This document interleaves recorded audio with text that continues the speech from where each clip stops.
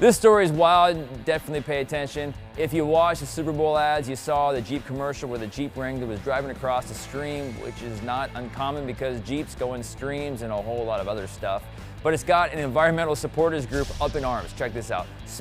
Specifically, Trout Unlimited, a nonprofit organization focused on conservation and aquatic habitats.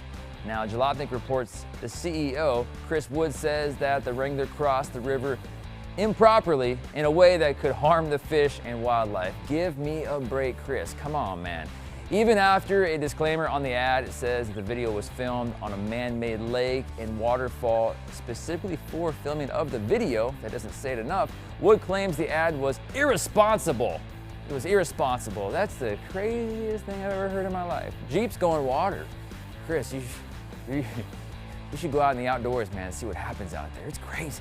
What do you think about this? You think these guys are onto something, or the fish hurting because of the Jeeps, or do you think, I don't know, it's kind of crazy? Let us know in the comments.